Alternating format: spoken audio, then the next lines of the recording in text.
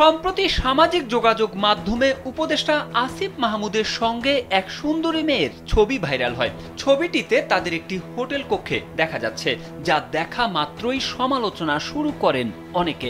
ছবিটিতে দেখা যায় মেয়েটি আয়নার সামনে মুখে হাত দিয়ে দাঁড়িয়ে আছে, তার পেছনে দাঁড়িয়ে ছবি তুলছেন আসিফ মাহমুদ, সজীব ভুঁইয়া। আসিফ মাহমুদের ভাইরাল ছবিটি নিয়ে অনুসন্ধান করেছে তথ্য যাচাই সংস্থা রিউমার স্ক্যানার। তারা জানিয়েছেন ভাইরাল ছবিটি এআই দিয়ে তৈরি। রোববার রিউমার স্ক্যানারের ভেরিফাইড ফেসবুক পেজে দেওয়া পোস্টে এ তথ্য জানানো হয়েছে। এতে বলা হয়, হোটেল রুমে উপদেষ্টা আসিফ ও এক নারীর ভাইরাল ছবিটি এআই দিয়ে তৈরি। নোভা এলইডি টিভি, ঝকঝকে ছবি, নিখুঁত শব্দ, 5 বছরের ওয়ারেন্টি। নোভা মানে সঠিক মান, নিশ্চিত সেবা।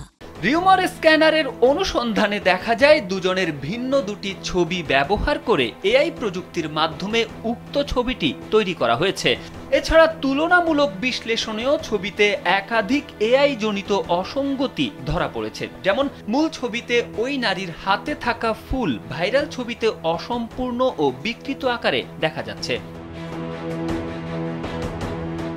রিউমার স্ক্যানারের ওয়েবসাইটে দেওয়া প্রতিবেদনে বলা হয়, হোটেল রুমে উপদেষ্টা আসিফ ও এক নারীর ভাইরাল ছবিটি আসল নয়। প্রকৃতপক্ষে উপদেষ্টা আসিফ এবং হৃদিতা নামের এক নারীর পৃথক দুইটি ছবি ব্যবহার করে কৃত্রিম বুদ্ধিমত্তা বা এআই প্রযুক্তির মাধ্যমে আলোচিত ছবিটি তৈরি করা হয়েছে। রিউমার স্ক্যানারের প্রতিবেদনে আরো বলা হয়, পরবর্তীতে গুগলে আসিফ মাহমুদের নাম সার্চ করে একটি ছবি পাওয়া যায়, যেখানে তার পরা পাঞ্জাবির রং ও ডিজাইনের সঙ্গে আলোচিত ছবির পোশাকের মিল পাওয়া যায়। যাচাই করে দেখা গেছে ছবিটি গত বছরের 17 নভেম্বর এক সংবাদ সম্মেলনে তোলা।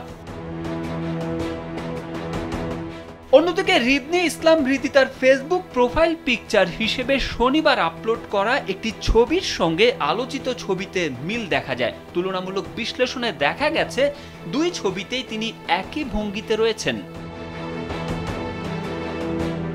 তারেক আহমেদ, কালবেলা।